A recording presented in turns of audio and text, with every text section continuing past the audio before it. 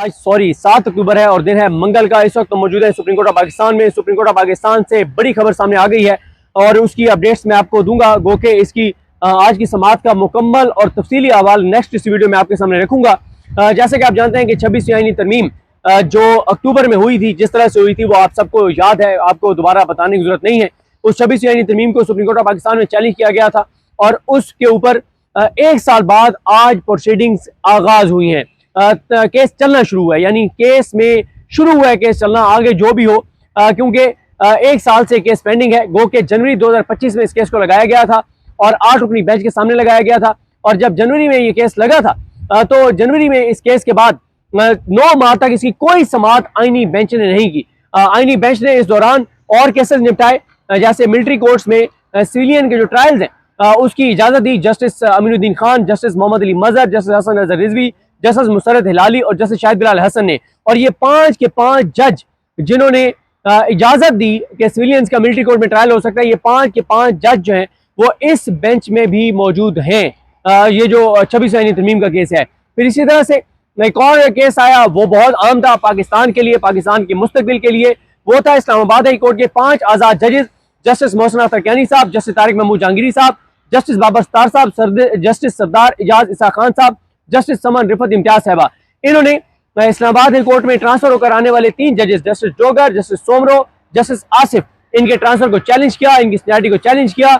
उसके ऊपर भी सुप्रीम कोर्ट की आईनी बेंच ने, क्योंकि ये दोनों फैसले आपको पता है कि ये जरूरी थे, तो ये जो दूसरा था उसमें भी 3-2 से 5 जजेस की दरखास्त मुस्तरद की। और 10 जजेस की दरखास्त मुस्तरद करने वाले जजेस थे, उसमें थे जस्टिस मोहम्मद अली मजहर और जस्टिस ये थे सौदीन पमर, और तीसरे जज में शाहिद बिलाल हसन थे। यहाँ उसमें शाहिद बिलाल हसन, तो उनमें से सौदीन पमर साहब तो इस बेंच में नहीं है और 2 जजेस उसमें भी इस बेंच में मौजूद हैं।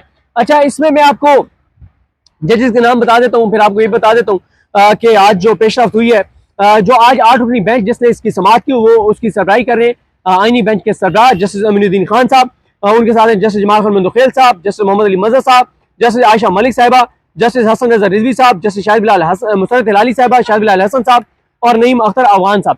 8 जजेस पर मुश्तमिल ये बेंच है। और आज वैसे मैं आपको बता दूं कि तमाम की तमाम नजरें, सबसे ज्यादा कमरे अदालत में बैठे हुए वकला की जो नजरें थी, वो सबकी नजरें सबसे ज्यादा जस्टिस आयशा मलिक पर थी कि जस्टिस आयशा मलिक क्या करती हैं। क्योंकि बाकी जो जजेस हैं वो के मैं बहुत नाकिद हूँ, जमाल खान मंदोखेल साहब का, नईम अख्तर अफगान साहब का, उन्होंने जो कुछ काजी फाइज ईसा के साथ बैठकर किया, तो इसमें कोई शक नहीं है कि उसके ऊपर तो वो काबिल एहतसाब है और तारीख में उनका एहतसाब होता भी रहेगा कि काजी फाइज जैसे शख्स के साथ बैठ के जो उन्होंने जिस तरह के फैसले किए, आज पाकिस्तान उन्हीं फैसलों की कीमत अदा कर रहा है। पाकिस्तान उन फैसलों की कीमत अदा करेगा। लेकिन उसके बाद अभी 2 फैसलों में, यानी मिलिट्री कोर्ट्स में सिविलियंस के ट्रायल वाले केस में भी जमाल खान मंदोखेल साहब ने और नईम अख्तर अफगान साहब, इन दोनों ने उसकी मुखालफत की और वो इंटर कोर्ट अपील मुस्तरद की। और इसी तरह से जो सीनियरिटी वाला जजेस की सीनियरिटी वाला केस था इस्लामाबादी कोर्ट के 5 आजाद जजेस वाला, उसमें भी जस्टिस नईम अख्तर अफगान ने और जस्टिस शकील अहमद खान ने उन्होंने मुखालफत की और 5 इस्लामाबादी कोर्ट के जजेस की दरखास्त एक्सेप्ट की। वो के ज़ाहिर है ये दोनों जगहों पे ये बलूचिस्तान के जो जज हैं ये अकलियत में थे। अब मसला ये है कि इनके ऊपर एक इल्ज़ाम ये भी लगता है, या वकला के अंदर एक इनके बारे में तासुर ये भी है कि जो बलूचिस्तान के जजेस हैं ये सिर्फ वहाँ पे डाइसेंट करते हैं जहाँ पे इन्हें पता हो कि हुकूमत के पास अपने वोट पूरे हैं जो वो करवाना चाहते हैं। तो जाहिर है इस तासुर को इनको खुद रद्द करना होगा। और फिर नईम अख्तर अफगान साहब ने एक और, आपको याद होगा एक केस बाबर सत्तार साहब सुन रहे थे, जिसमें बाबर सत्तार साहब ने जो है वो बहुत आगे ले गए थे उस केस को, जिसमें खबर ये आई थी, जिसमें बाबर सत्तार साहब की प्रोसीडिंग के दौरान पता चला था कि 30-40 लाख पाकिस्तानियों की कॉल्स रिकॉर्ड हो रही हैं और बहुत कुछ था। वो ऑडियो लीक्स केस था, कैसे होता है, क्या होता है, किस तरह से सर्विलेंस होती है, इस सारे मामले को बाबर सत्तार साहब चला रहे थे। और जब चला रहे थे बाबर सत्तार साहब, तो उस केस को रुकवाने के लिए सुप्रीम कोर्ट में जब आई थी हुकूमत, तो नईम अख्तर अफगान साहब का बेंच था जिन्होंने उस मामले में बाबर सत्तार साहब को उस केस को सुनने से रोका था, स्टे किया था। खैर, आज ये जो 8 रुकनी बेंच था, शुरू में आपको एक तो अपडेट दे दूं कि जो सबसे पहली दरखास्त थी, और ये मैं समझता हूँ जो आईनी बेंच के सामने 26वीं आईनी तरमीम को चैलेंज करने वाले दरखास्त गुजारों की ये पहली फतह है कि जो लाइव प्रोसीडिंग की दरखास्त है वो एक्सेप्ट हो गई है। 8-0 से जजेस ने यह फैसला सुना दिया है कि अब इस केस की समाअत बरह रास्त टीवी चैनल्स के ऊपर दिखाई जाएगी। ये इसलिए इंपॉर्टेंट है कि आज जो मुस्तफा नवाज खोखर साहब तहरीक तहफ़्फ़ुज़ यानी पाकिस्तान के रहनुमा है और क्या शानदार पॉलिटिशियन है, आप देखते हैं उनका जो मौक़िफ़ है, जिस जुर्रत और बहादुरी के साथ वो खड़े हुए तहरीक तहफ़्फ़ुज़ यानी पाकिस्तान में महमूद खान चकधरी साहब, अल्लामा राजा नासिर अब्बास साहब के बाद अख्तर जान मेंगल साहब और मुस्तफा नवाज खोखर ही इस वक्त अहम है। और मुस्तफा नवाज खोखर साहब को कुछ लोग कहते हैं कि ये तहरीक तहफ़्फ़ुज़ यानी पाकिस्तान का ब्रेन है और ये बहुत ऐसे आइडियाज तहरीक तहफ़्फ़ुज़ यानी पाकिस्तान को दे सकते हैं जिससे तहरीक तहफ़्फ़ुज़ यानी पाकिस्तान इस निज़ाम को बहुत टफ टाइम दे सकती है और देगी। ज़ाहिर है कल इमरान खान साहब ने टीम में तब्दीलियां भी कर दी और अपोजिशन लीडर्स भी चेंज कर दिए गए हैं। तो इनके जो वकील हैं वो जस्टिस रिटायर्ड शाहिद जमील साहब है।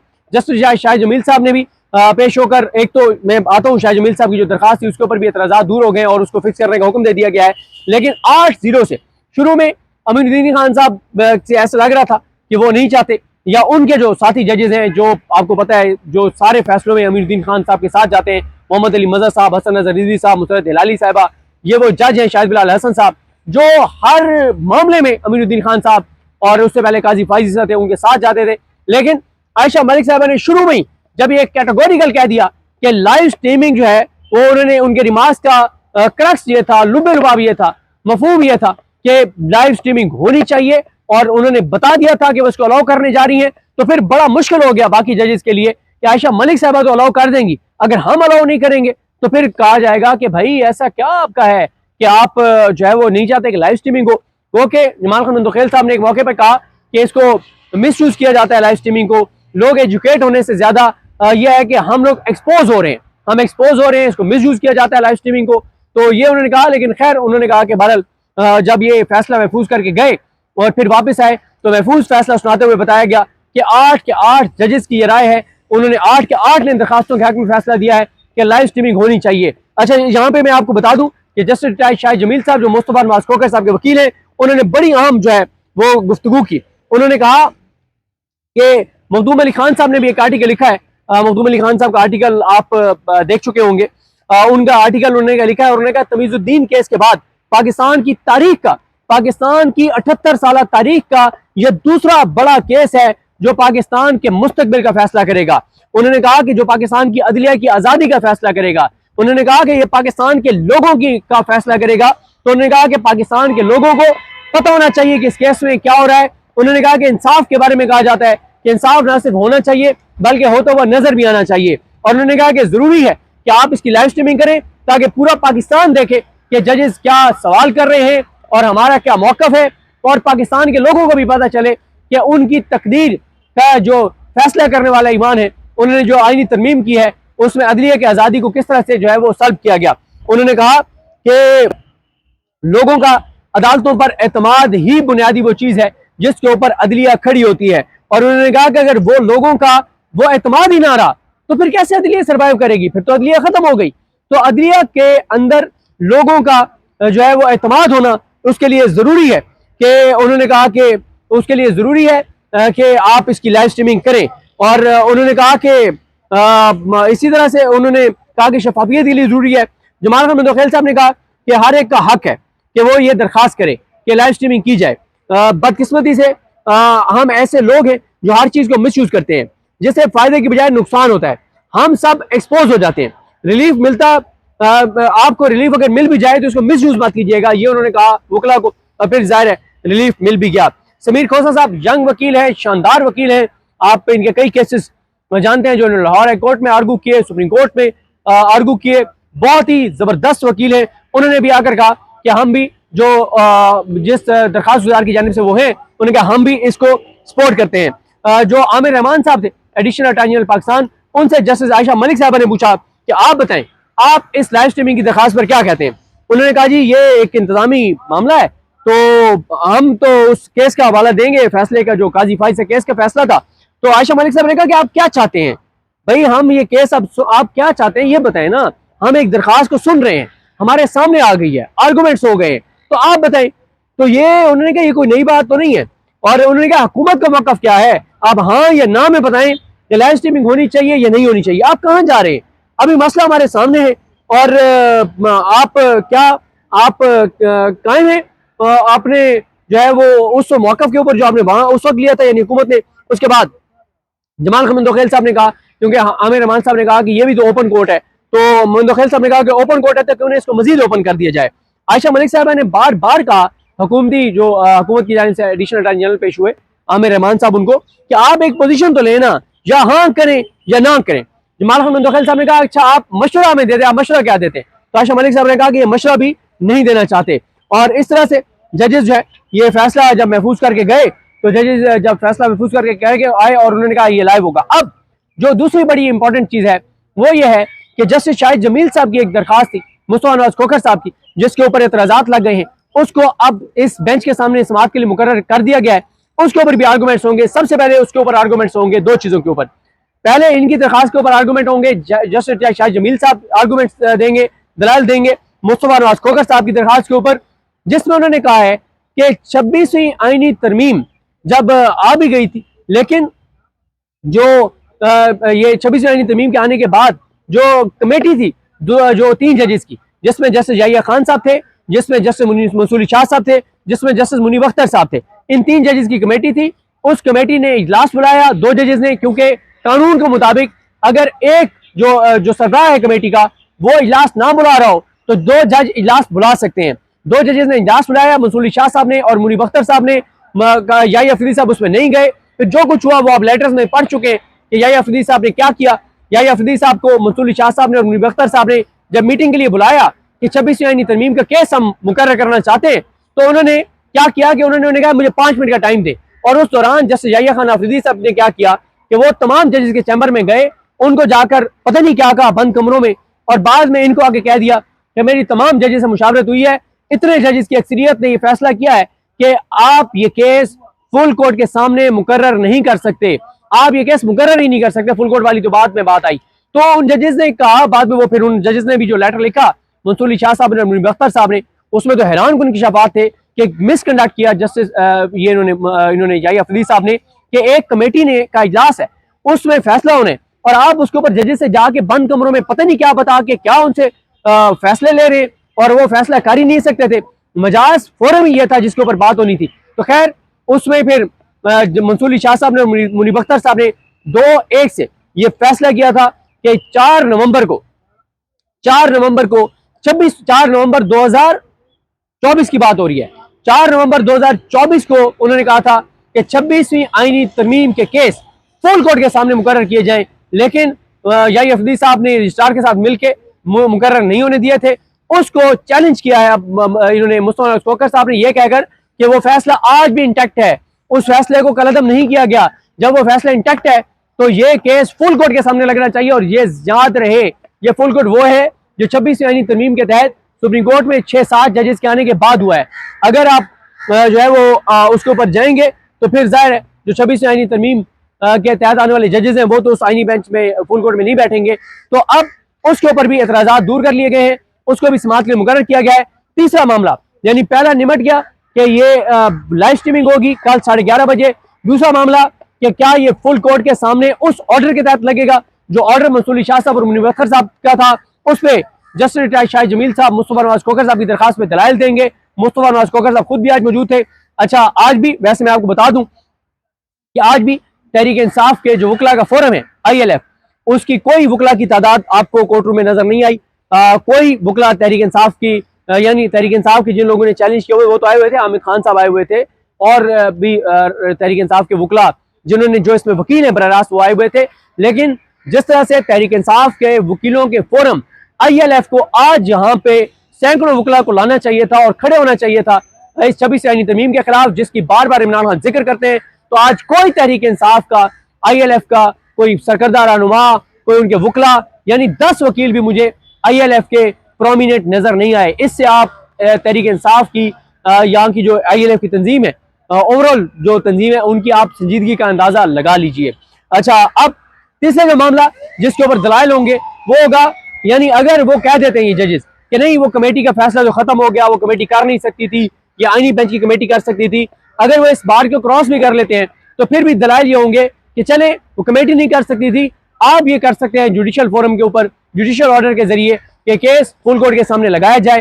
तो इसके ऊपर दलाइल होंगे और फुल कोर्ट के सामने अगर ये केस लग गया तो खासी इंटरेस्टिंग सूरत हाल होगी। ये मैं नहीं कहता कि इसमें कोई 26 रनी तरमीम फुल कोर्ट में कलअदम हो जाएगी, लेकिन कम अज कम तारीख के लिए फैसला हो जाएगा कि कौन सा जज तारीख इस तरफ खड़ा है, कौन सा जज तारीख उस तरफ खड़ा है। इस बेंच में मैं आपको बता दूं कि जाहिर है, मैंने जिस तरह से आपको अर्ज किया कि इस बेंच में अगर ये बेंच चलता भी है, जब तक ये इस बात को सुनते हैं, फुल कोर्ट के दलाइल सुनते हैं, तो इसमें एक जज तो बड़ी क्लियर है, जिनका पूरे पाकिस्तान को पता है कि वो आइन के साथ खड़ी हैं, वो कानून के साथ खड़ी हैं, वो अपने हलफ के साथ खड़ी हैं, वो पाकिस्तान के साथ खड़ी हैं, और उनका नाम है जस्टिस आयशा मलिक।